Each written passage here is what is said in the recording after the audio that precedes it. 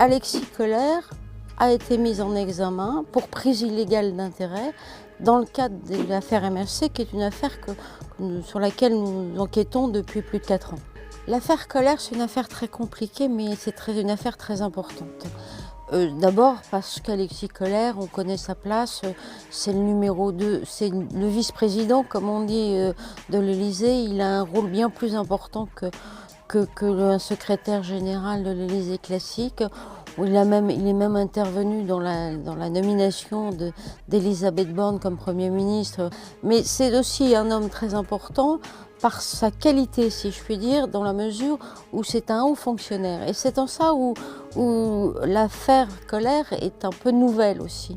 Jusqu'à présent, les affaires concernaient surtout les hommes politiques et la technostructure, tout ce qu'on appelle la haute administration, avait même profité ces dernières décennies du rejet, de la défiance à l'égard des hommes politiques pour accroître son pouvoir.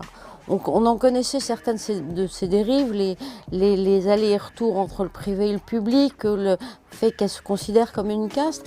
Mais là, on franchit une étape supérieure parce que c'est Alexis Kohler est désormais directement mis en examen pour prise illégale d'intérêt. Quelque chose qui intervient rarement dans la haute fonction publique. C'est une accusation très grave. Alors, pour le moment, le discours de l'Élysée est plutôt à minimiser le sujet en disant oui, il a caché ses liens familiaux avec la famille Aponte, qui est fondatrice donc du groupe de fret maritime MSC, qui est désormais le premier groupe mondial de transport maritime. Il n'a pas seulement caché, c'est qu'il a profité de sa position au sein de l'administration et de l'appareil d'État à tous les postes qu'il a occupés pour favoriser des décisions favorables à MSC, avec lequel il a des liens familiaux. Il savait très bien que cette situation de liens familiaux est compliquée. Et il le savait tellement qu'il l'a caché.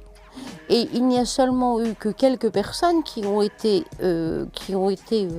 averti de cette situation. Pire encore, non seulement il l'a caché, mais en plus il a pris des postes où il était en mesure de prendre des positions qui étaient favorables au groupe. Et non seulement il l'a caché, mais en plus il a menti, y compris à la commission de déontologie, où il n'a jamais signifié ses liens d'intérêt avec le groupe MSC, comme il ne l'a jamais signifié non plus à la haute autorité de la transparence de la vie publique. Et la deuxième chose importante de l'affaire Kohler, qui est peut-être à la limite encore plus grave que la première, c'est-à-dire que toute cette affaire montre une impunité organisée. Nous sommes en présence de personnes qui donnent l'impression qu'ils ne sont pas comptables et que la loi, les règlements, les codes de déontologie ne s'appliquent pas à eux. Ils sont au-dessus d'eux.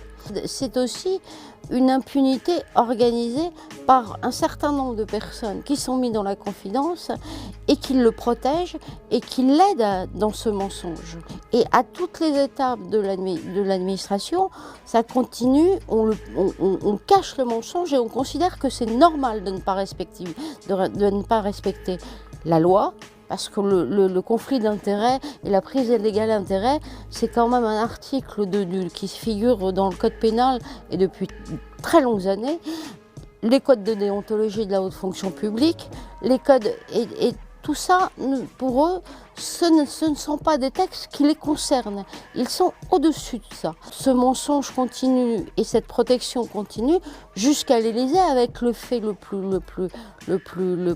plus éloquent, si je puis dire, c'est lorsque Emmanuel Macron adresse une lettre au parquet national financier pour obtenir le classement sans suite de la première enquête préliminaire. La suite, elle est logique, c'est-à-dire ce sentiment que les lois ne les concernent pas, qu'ils sont au-dessus de ça, se confirme avec l'annonce qui a été faite par l'Élysée que Alexis Kohler, naturellement, ne démissionnerait pas après sa mise en examen. Nous ne sommes plus dans un pouvoir qui considère que les règles élémentaires de déontologie, les règles élémentaires sur le conflit d'intérêts, les règles élémentaires du respect de la justice, de la séparation d'États, c'est-à-dire tout ce qui fait la base d'un système démocratique, ne sont pas pour lui. Nous sommes dans le bon vouloir du prince.